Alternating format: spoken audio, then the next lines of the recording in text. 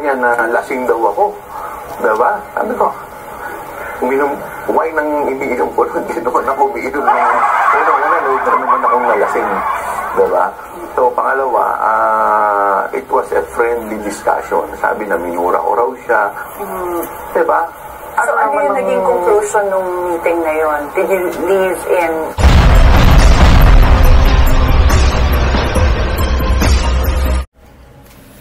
Siguro naman, marami nang nakakita sa inyo about sa TikTok video na yan. Na kung saan merong mga nasabi dito si Isko Moreno. At isa sa kanyang napatungkulan dito ay si Congressman Joel Chua ng 3rd District ng Maynila. So kung bakit ko ito pinapakita sa inyo dahil may mga sinabi dito si Isko Moreno na ngayon ay sinagot ni Congressman Chua. So hindi man ito yung buong video kasi maraming nabanggit si Congressman Chua na pinabubulaanan niya yung mga sinabi ni Isko Moreno. At bago po ako magpatuloy, welcome po sa aking channel. Kung bago pa lang po kayo sa aking channel, please don't forget to like, share, and subscribe na rin po and pakihit ng notification bell para maging aware kayo sa aking mga upcoming content. Any comment, suggestion, recommendation, please leave it on our comment section and we can further discuss kung ano man yung mga mas magpapabigay sa atin ng knowledge sa mga tinatalakay ko sa content ko na to. Okay, so maaaring hindi po ito yung kabuuan ng naging paliwanag dito ni Isko Moreno. So ang akin lang, para lang po magkaroon ng basihan kung ano man yung maipi-play kong video on the later part and kung paano ko po bibigyan naman ng sarili kong opinion yung mga pangyayaring yan. So let me play first itong video na to. Yung kapatid, tinatakbo namin ko siya, nanalo. Isang term mo lang, pinabalik namin siya. Nanalo ko siya. Yung kapatid, ginawa ko yung 5%. Tapos sumunod na term, tinatakbo namin congressman. Yung congressman. Siya yung sabi, we were betrayed. Wow. So, yung sinasabi niya, we will be betrayed na yan. Yan yung, ma'am, sa paliwanag naman ni Congressman Chua, mayroon din siyang sariling paliwanag. And mayroon pa siya mga sinabi din dyan na mababanggit din mamaya doon naman sa video yung ipapakita ko sa inyo na ipiniliwanag din ni Congressman Chua. What a turn. Heavy. So, hindi kami, sila nagkakasang meeting, dalawa ng isa pang props sa District 2. Kasi muwari-muwari yun. Ito si Chihuahua. Ito si Props. Ayan ako. So if I'm not mistaken, ang Chihuahua na sinasabi niya maybe I'm not too sure din ha. Kasi si Chua eh. So maybe ginamitan niya ng term na Chihuahua. And yung isa ata, yung isang congressman din, mamaya, mababanggit din naman actually ni Congressman Chua doon naman sa paliwanag niya rin. Ayan si Ledger. PGC meeting. Para na magka-idea kayo how painful it is so that you will know. And I told this to ate. And I hope hindi niya ito maranasan sa buhay niya. Tumayo ito, nagwawala. Sabi niya, di paling matalo na kami sa iba, huwag ang sayo. Kung siya nanalo. So, yan yung portion lang yan, okay? I'm not saying na yan na yung kabuuan ng video. Okay? So, kung napanood nyo po yung kabuuan ng video na to, kayo na po yung suri din kung ano ba yung totoo at tama. Kasi, opinion ni Isko yan and may sariling opinion si Congressman Chua. So, it's for us to determine na mga viewers kung alin ba yung totoo at alin yung masasabi nating may pagkukulang sa pagpapaliwanag. So on my next video na ipi-play sa inyo, ito naman po yung mga naging kasagutan ni Congressman Joel Chua about dyan sa issue na yan. Kasi ito yung issue na tinalakay din doon sa interview kay Congressman Chua sa isang bilyonaryo news something, parang ganun. So, ipi-play ko na lang po para mas maintindihan ninyo. So, ito po yung video na sinasabi ko sa inyo na nakita ko rin lang sa isang news. Okay? So, ang in-interview nito ay si Congressman Chua. At dito, nagpaliwanag si Congressman Chua nung sarili niyang version. Kaya nga sabi ko sa inyo, kayo po ang mag-construct ng sarili ninyong conclusion. Kung sino ba talaga ang nagsasabi ng totoo at hindi.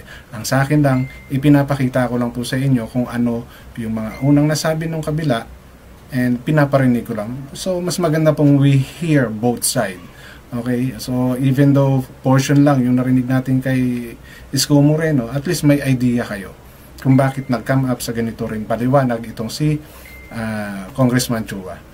Inulit ko, issue lang po tayo, walang personalan. Kung ano man po yung naipapakita ko dito sa aking content na to, it's for us to determine and it's for us to make our own conclusion. So akin po, ang mga conclusion or mga opinion na sinasabi ko rito is pawang opinion ko base sa aking pinanood, narinig, nabasa. Alright? Recently, in a TikTok video, former Manila Mayor Isko Moreno made public that you had a meeting in BGC with Congressman Valeriano.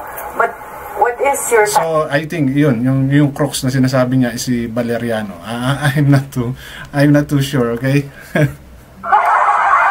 Kung yun nga po yun, paki-comment na lang po sa comment section.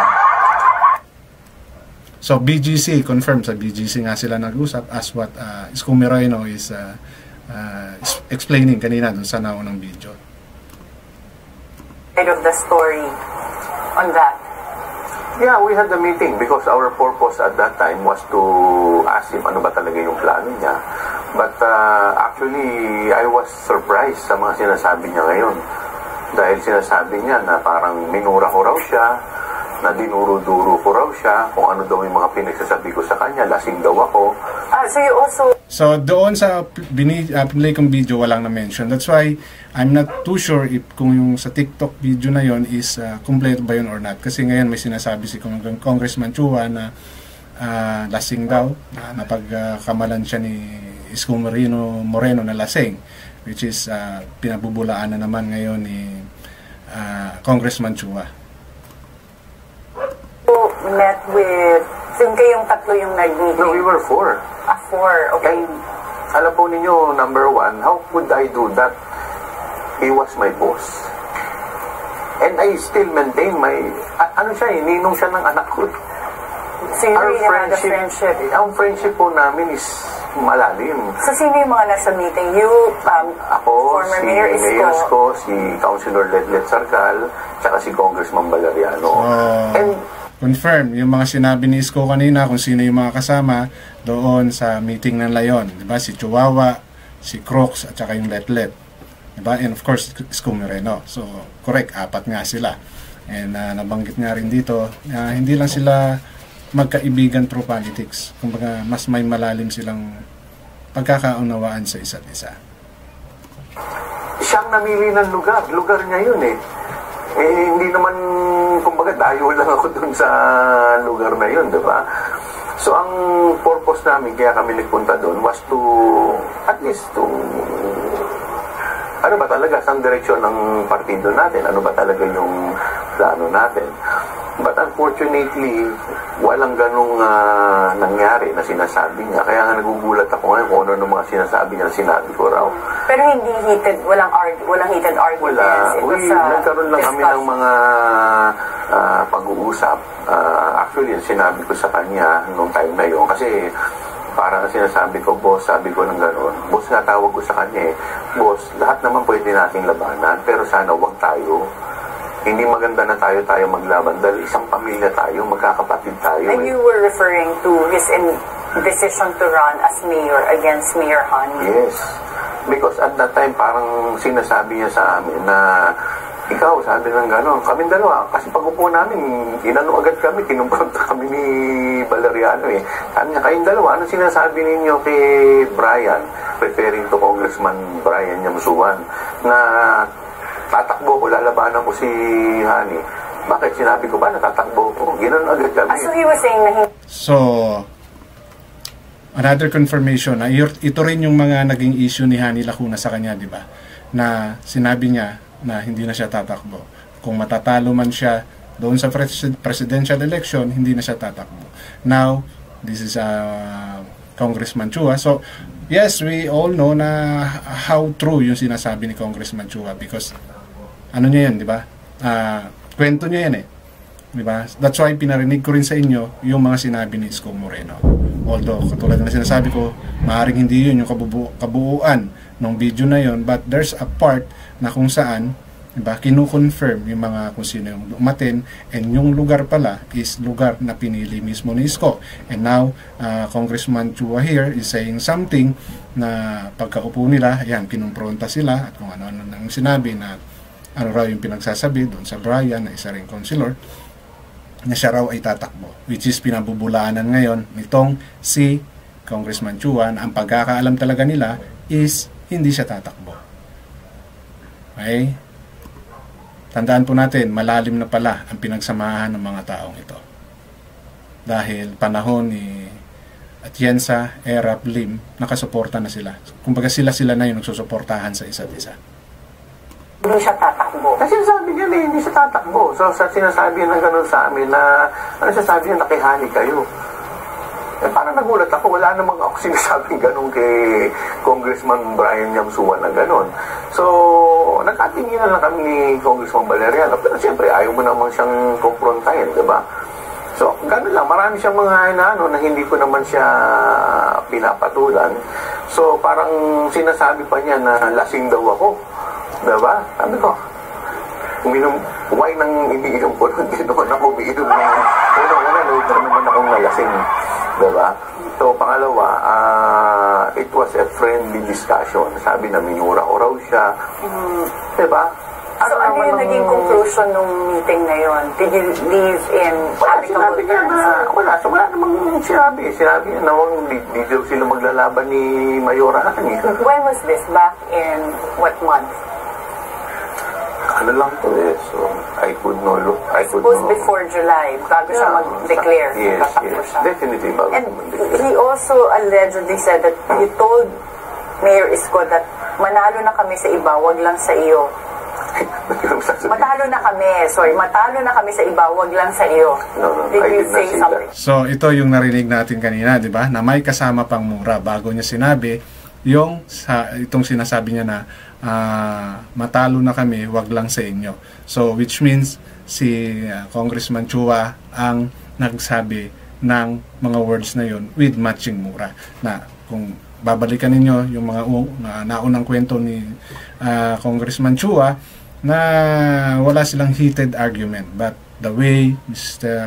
Isko Moreno deliver his own explanation is totally different na yung dating kanina, di ba?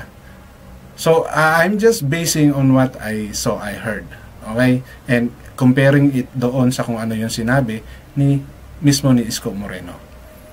Katulad ng sinasabi ko, kwento ito ni Congressman Chua at iba rin yung kwento ni Isko Moreno. Sino ang magpapatunay? Yung check ata na yun. Ba yung isa nilang kasama pa. Di ba? So, medyo maganda. Nagiging masalimuot. Hindi na maganda, magiging masalimuot yung kwento ngayon ni Hani Lacuna at nitong si Isko Moreno na mag-ati pa naman. I did not say that. Ang sinabi ko sa kanya, lalabanan natin lahat. Which is, ginawa naman namin. Lumaban siya kay Mayor Lim. Tama't mali siya, sinamahan namin siya. Lumaban siya kay Mayor Erap. Tama't mali siya, sinamahan pa rin namin siya dahil kaibigan namin siya. Ang point ko doon, labanan na natin lahat. Pero wag lang tayo maglaban-laban. Dahil isang pamilya tayo eh. Eh yun ang pinaano niya sa amin eh. Yun ang training sa amin sa Asenso Manileño. Isang pamilya. So you don't do that to your family, to your allies. Diba? Hindi mo bakit mo lalabanan ng kaalyado mo? Di ba? Ngayon, sinasabi niya ng gano'n, kung may nakikita kang mali kay Mayora Hani, sana, you call her attention, you talk to her. And in fact, lahat ng mga department head dyan, puro appointee niya eh. Puro siya mga chosen na niya yan eh. Mga bataan niya lahat yun eh. So, ano ang point, di ba? Well, yesterday, Congressman Valeriano was saying that sinasabotage daw ni Mayor Isko, si Mayor Hani, based on the people na renetain ni Mayor Hani na galing kay Mayor Isko. Do you believe that or do you know if that's true? Well, it seems na gano'n nga yung nangyari nung nagkakaroon nga kami ng conclusion, no? Kasi halos lahat ng mga issue, nung nandun nga kami sa meeting, isa pa nga sa sinabi ko, boss, if you want, magpa-survey tayo, but not based on personality, based on issue. Sabi ko, ang issue naman ngayon, clamping, towing, basura. Diba? Mga bata natin yan. Sinabi ko mga bata natin yan, pero hindi ko sa kanya masabi na, boss, mga bata mo yan eh. Diba? Siyempre, hindi ko naman siya madiretsong gano'n dahil boss ko nga siya eh. Well, sa puntong ito, okay, sa sinasabi na mga tao, mga iniwang tao ni Isko Moreno, yung nandoon sa mga pwesto na yon, okay, na sa ngayon is mayroong issue, tulad nila, basura, clamping, di ba? Yung mga minention ni Congressman Chua. Actually, even those are appointed by Mayor Isko, since si Hani Lacuna na ang nakaupo, di ba? Dapat she should do something. Kasi hindi na magre-reply kay Isko yun eh. Sa kanya na yun, dahil siya na yung namamahala. Oo, sabihin natin, kasi in-appoint or sila ang ni-request ni Isko Moreno. Pero, di ba, kung ganun na nagkakaroon ng problema sa performance nila, madali namang paliwanagan siyempre siguro yon. Di po ba? Kasi para ngayon, ang ginagawa ngayon nilang issue against kay Isko, itong mga taong pina-retain ni Isko. But for me, it's no. Kahit yan ay ni-request ni Isko na nandyaraan yan, but they are not performing doon sa task na binigay sa kanila or sa job na binigay nila, sa responsibility nila. Diba? Regardless kung sila ay si Isko ang nagsabi na manatili sila dyan. Diba? Kung hindi na sila performing sa dapat nilang trabaho, di ba dapat alisin sila? Diba? Kasi unang-una, tax ng tao ang binabayaran dyan. Hindi si Isko ang nagbabayad. Tao ang nagbabayad. Diba? Yung mga tax ng Manileño ang binabayad sa kanila. Pangalawa, sino ang masisira? Diba? Si Hani na. Dahil siya yung nakaupo na eh. Hindi na si Isko ang masisira sa ganyang bagay. So, on this part, I can disagree na hindi na nila dapat ibalik kay Isko pa yun. Kayo ang nakaupo, kayo ang boss during that time, so kayo ang may rights para alisin or pagsabihan or bigyan sila ng disciplinary actions. So, alam mo, Karen, sa totoo lang, until now, marami akong naririnig na sinasabi niya. But still, yung love ko sa kanya at yung respeto ko sa kanya nandun pa rin. Dahil genuine yung pagmamahal ko sa kanya eh. Kaya lang naman ako pumunta kay Mayora. Parehas ko silang mahal eh. Parehas ko silang tinuring kapatid. Ninong at ninang ng mga anak ko yan eh. Kaya lang pinili ko si Mayora because that is the right thing to do. You don't do that to your ally and to your considered as friends and family. Hindi lang kami... So ako, ang maaring ang pinupunto dito ni Congressman Chua, I don't know kung ano man yun, ito is opinion ko, di ba? So, kasi ang pinangahawakan nila talaga rito is yung sinabi ni Isko na hindi na siya tatakbo. Okay? And based doon sa mga sinabi niya, okay, kwento niya kasi yan, doon tayo magbabase na kasama nila si Isko through thick and thin doon sa mga pinagdaan ng mga naunang mayor, nakasuporta sila. Diba? So, most likely, ang pinangahawakan nila dito is yung talagang sinabi ni Isko na hindi na siya tatakbo at mananahimik na siya. Magre-retire na siya. Ngayon, kung ano ang nag-trigger kay Isko, it's another story na ang sinasabi niya kasi napabayaan ng Maynila.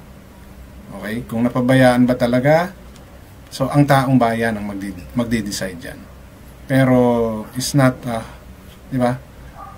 Mas maganda na marami tayong pagbabasihan kung sa mga kwentong naririnig natin.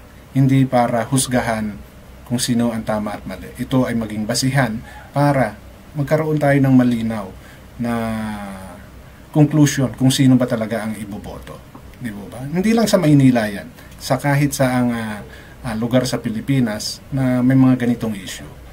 Di ba? Kasi election ngayon. So marami talagang kanya-kanyang pabanguhan ng pangalan at imahe yan eh.